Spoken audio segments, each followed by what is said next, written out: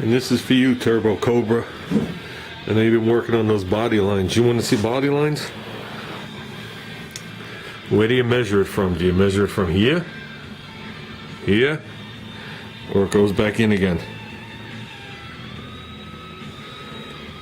And if you look at it, it's the way the fender's cut. It has a bow in it this way, and this is all factory sheet metal. Never hit other than that. And this is the same thing here. It starts out tight, gets whatever, it bows this way. And those are factory lines. And better yet, if I remember right, the other door does the same exact thing.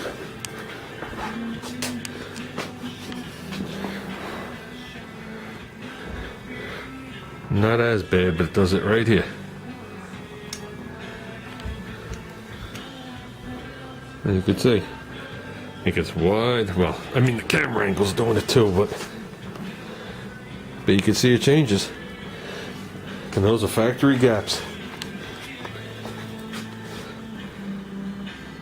Same here. Starts thin, gets wide, and it actually comes out a little, just in this spot. Everything else is flush. I will do the same thing when I converted the wagon to a two-door. It's an impossible body line to line up, because the shape of this cove is different than the shape of this cove, and that's all factory.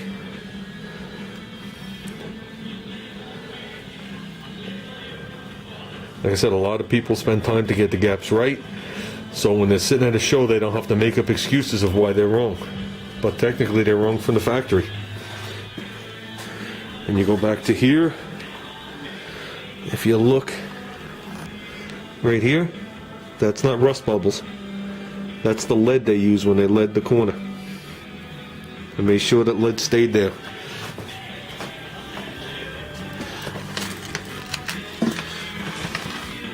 Same here.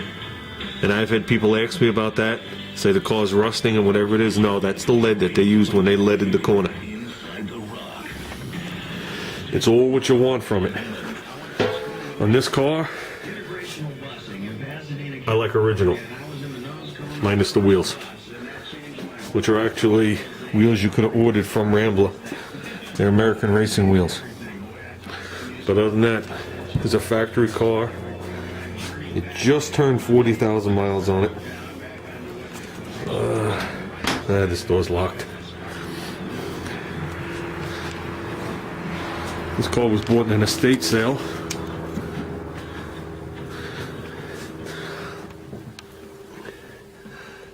The only option in it is the American Motors 8-track player. It's a radio delete. It's a 220 model. So there's no roll down windows in the back. These stay. There's no cigarette lighter. There's no lock on the glove box. There's no trim across, because if it was a 440 model, the silver from the gauge cluster would go across the radio and then go across the glove box, and the door panels would be fancy. And you know, not these plain ones, including the seats and a bunch of other things. It's an automatic car. That's really all there is to this car. It's a super clean car. Like I said, I don't know if we could see the miles on it. See if I can get it to zoom in without a glare. It's hard to see, but it's got 43,154 miles on it. I've put 5,000 miles on this car in the past 12 years. I've had this car as far down as Maryland and as far up as Rhode Island. Like I said, multiple trips. This turned out to be the family car. Used to have the child seat in the back,